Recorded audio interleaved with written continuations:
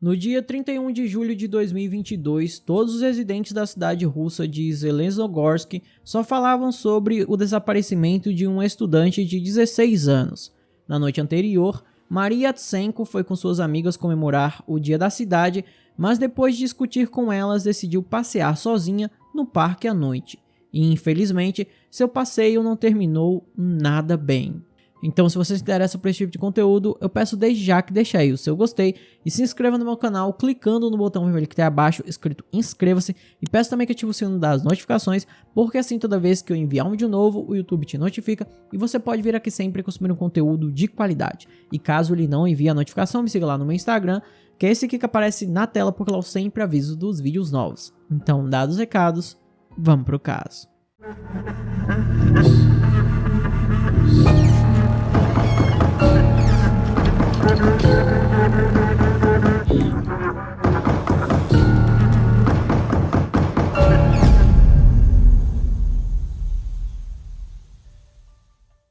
Maria Yatsenko nasceu em 2006 na cidade russa de Zelenogorsk. Seus parentes a descreveram como uma garota alegre, gentil, inteligente, mas um pouco ingênua. Maria era um raio de sol em nossa companhia. Nunca houve brigas ou fofocas dela. Ela sempre sorria, enchia a todo mundo de otimismo e bom humor, disse uma amiga da jovem. Essa alegria de Maria era difícil de explicar, afinal, seus pais se divorciaram quando ela ainda era pequena e nenhum deles quis ficar com ela. Portanto, pelos próximos anos, Maria morou com a avó. É claro que ela falava com os pais, mas eles preferiam lhe dar presentes caros a ficar perto dela. A avó com quem vivia se incomodava com isso e dizia que eles mimavam demais Maria, e por isso ela a tratava com muito rigor. Com base nisso, muitas vezes houveram conflitos entre Maria e sua avó, após os quais a garota sempre fugia para um parque localizado às margens de um lago no centro da cidade. Essa era a maneira dela de lidar com o estresse. Aliás, esse lago é na verdade um reservatório, que a população local chama de lago. Eu a conheci no jardim de infância e desde que me lembro dela, Maria estava escondida no parque à beira do lago, mesmo quando morava com os pais. Ela disse que a água a acalmava. Isso acontecia até tarde da noite. Maria poderia ficar sentada lá por horas. Aí ela recobrava o juízo e sempre voltava para casa, lembrou uma amiga muito próxima da Maria. No verão de 2022, a Maria acabou se formando no ensino médio e ela se sentia em uma encruzilhada. De um lado, ela não sabia o que queria da vida, ela não sabia o que fazer do futuro. E do outro, ela não queria de jeito nenhum ficar com a avó. Para afastar todos esses pensamentos de sua mente, ela decidiu sair de casa no dia 30 de julho para comemorar o dia da cidade junto com alguns amigos. E antes de sair, ela pediu para a avó a permissão e disse que voltaria até meia-noite. E sua avó concordou e ela foi tudo na boa. Aliás, a garota tinha namorado, mas naquela noite ele não pôde sair para ir à festa, então saiu só ela e suas amigas. As jovens visitaram o local da festa, passaram algum tempo em um café e depois seguiram em direção ao lago. Mas no caminho para lá, uma de suas amigas fez uma piada de mau gosto que deixou Maria seriamente ofendida. As outras meninas tentaram transformar a situação em uma brincadeira, mas não deu certo. Então Maria disse às amigas para não tentarem impedi-la ou segui-la, e sumiu entre as árvores. As amigas procuraram ela por algum tempo, mas não conseguiram encontrá-la. Elas então tentaram ligar, mas a garota não atendeu. Mais tarde, testemunhas disseram que por volta da meia-noite viram Maria caminhando nas águas rasas do lago. De acordo com outro morador local, ele viu uma garota muito parecida com ela perto de uma boate às margens do mesmo lago. Mas se foi ela ou não, nunca será possível determinar. Quando passou da meia-noite e Maria não voltou para casa como havia sido combinado, a avó dela ligou diversas vezes para a garota, mas ela não atendeu o telefone, o que não era nada comum, pois a Maria sempre atendia imediatamente quando o celular tocava. Como a polícia acabaria descobrindo mais tarde, a última vez que o celular da Maria esteve ligado foi por volta das 3 horas e 40 minutos da manhã. Alguém entrou nas redes sociais, viu algumas mensagens, mas não respondeu nada e desligou o telefone, que não foi mais ligado. Inclusive, durante esse período, a avó da Maria teria ligado para ela cerca de 20 vezes e suas amigas mais 10 vezes. Então, onde a garota estava e por que ela não atendeu as ligações? Essas eram perguntas que ninguém sabia as respostas.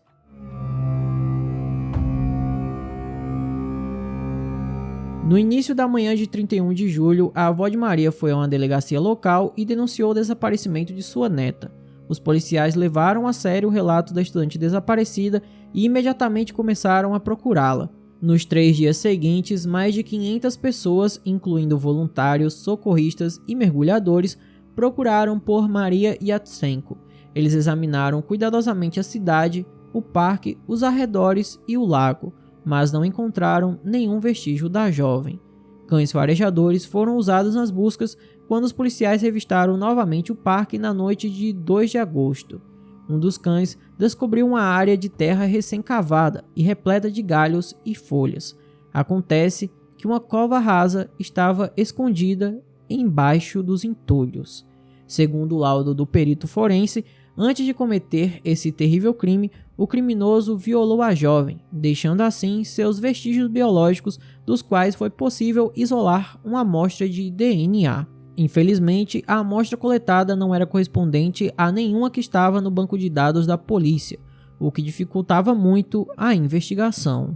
Durante vários meses, os policiais fizeram a investigação à moda antiga, indo de porta em porta, conversando com todo mundo e também ofereceram uma recompensa de cerca de 1 milhão de rublos, que dá mais ou menos 60 mil reais.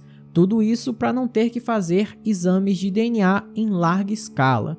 Mas como essas buscas não deram resultado, eles tiveram que partir para os exames de DNA. Quando foram realizar esses exames, os policiais coletaram amostras de cerca de 8 mil homens e, curiosamente, outros 10 casos, sem ser o da Maria, acabaram sendo resolvidos. E o que todo mundo esperava acabou acontecendo em abril de 2023.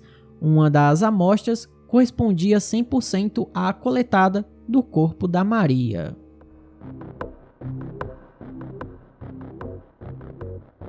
Para surpresa de todos, o dono dessa amostra era um estudante do 2º ano da Academia Siberiana de Bombeiros e Resgate do Ministério de Situações de Emergência, chamado Evgeny Aniziforov, de 20 anos.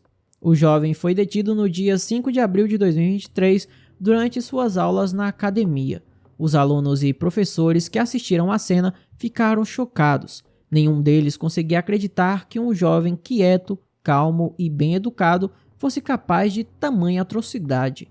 O próprio fato de Evgeny ter estudado na academia do Ministério de Situações de Emergência já diz muito. Todos seus conhecidos falaram de forma extremamente positiva sobre ele, notando sua modéstia e gentileza. Um cara normal, alegre, simpático. Ele nunca demonstrou qualquer agressão. Ele era atleta e praticava judô, sem maus hábitos, disse uma professora dele. Evgeny também serviu no exército, onde o comandante de uma unidade militar lhe escreveu uma excelente recomendação, o que ajudou muito a entrar na academia. Eu o conheço desde sempre. Ele é bastante quieto, um pouco fechado, mas uma pessoa gentil e honesta. Ele sempre sonhou em servir no Ministério de Situações de Emergência, podendo vir em socorro em momentos difíceis. Não sei como chegou ao ponto em que ele foi incluído nisso, disse um amigo próximo do Evgeny. Quanto à família do criminoso, a mãe dele já havia falecido e o pai dele se casou novamente, mas o Evgeny tinha um ótimo relacionamento com o pai e com a madrasta, e os dois eram pessoas normais, muito calmas e educadas. E o criminoso também estava indo muito bem na escola e tudo parecia estar ótimo, então ninguém conseguia entender por que ele fez isso.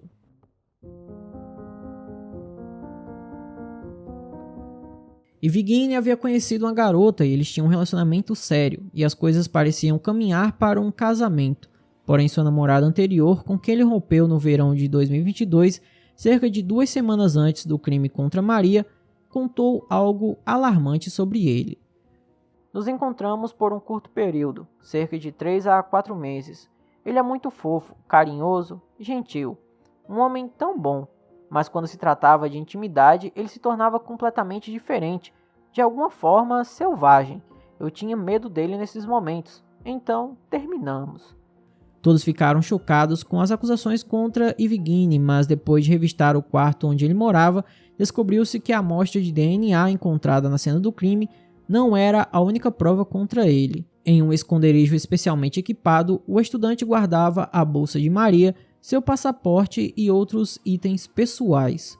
Para ser sincero, ficamos surpresos, porque ele guardou as coisas da vítima por todo esse tempo. Presumimos que o criminoso pudesse tê-los levado, mas não pensávamos que ele os guardaria. Por que ele os manteve? Como troféu? Talvez. Ele próprio se recusou a explicar o motivo desse ato, disse a polícia.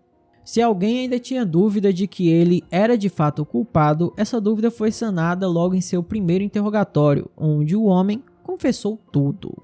Bebi demais naquela noite. Eu estava andando pelo parque e notei uma garota linda e desconhecida sentada sozinha. Algo deu errado na minha cabeça. Peguei uma pedra e fui atrás dela. Então, quando percebi o que tinha feito, decidi cobrir meus rastros. Mas alguns pontos do depoimento dele não encaixavam. Por exemplo, as bordas do buraco que ele cavou indicavam que Yevgeny tinha consigo uma pá dobrável. É improvável que ele a tenha levado por acaso, ou seja, ele estava preparando-se para cometer um crime. Depois de estudar casos anteriores não resolvidos, a polícia determinou que Yevgeny não era tão bonzinho como todos diziam ser. Em julho de 2022, um mês antes do caso de Maria, ele tentou atacar outra garota, mas ela conseguiu escapar. 3 telefones roubados também foram encontrados no quarto dele. Acontece que ele os roubou de transeuntes no mesmo parque e os guardou cuidadosamente em uma caixa separada, como seus troféus.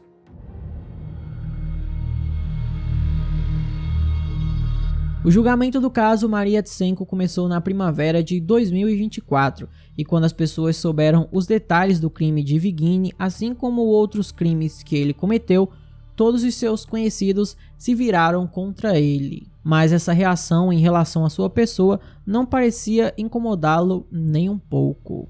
Mesmo no anúncio do veredito ocorrido em 18 de abril de 2024, ele se comportou de maneira desafiadora. Sentou-se no banco dos réus e olhou para os presentes com um sorriso desdenhoso. O Ministério Público pediu 23 anos de prisão para o acusado, pois ele confessou e cooperou com a polícia. Como resultado, o juiz condenou Yevgeny a 21 anos de prisão em segurança máxima. Além disso, ele terá que pagar uma indenização aos parentes de Maria no valor de 3 milhões de rublos, o que dá mais ou menos 160 mil reais. Tendo em conta que Yevgeny só poderá apresentar seu pedido de liberdade condicional depois de cumprir 2/3 da pena, ele não será libertado antes de 2037.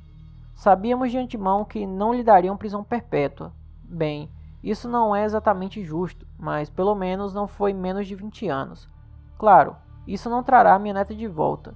Todos entendem perfeitamente o que eu gostaria, disse a avó de Maria aos repórteres. Os parentes do Yevgeny recusaram-se a falar com a imprensa, mas como jornalistas descobriram mais tarde, eles pediram desculpas aos pais e à avó da Maria, embora isso dificilmente vá conseguir consolá-los.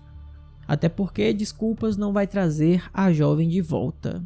Então, esse foi o vídeo de hoje. Espero imensamente que vocês tenham gostado da forma como narro os casos e jamais do que acontece. Se você gostou, eu peço que deixe um like, se inscreva no canal, mande para todos os seus amigos, me siga nas minhas redes sociais. Se quiser apoiar o canal, temos várias opções, como Pix, seja membro, valeu demais, e apoie-se. Vai você escolher qual dessas opções é a melhor.